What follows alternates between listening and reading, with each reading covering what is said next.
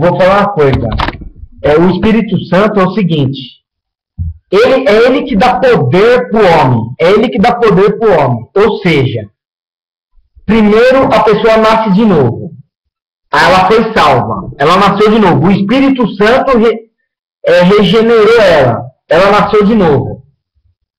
Tudo bem. Aí, em segundo lugar, ela recebeu poder do Espírito Santo. É a chamada presença de Deus. Presença de Deus. É o batismo no Espírito Santo. Então, é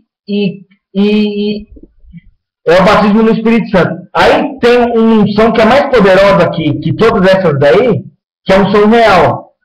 Essa dá ao crente poder de expelir demônio com uma única palavra. Eleva o crente a um poder de grande autoridade em Deus. Então dá grande autoridade para ele expelir demônio com uma única palavra.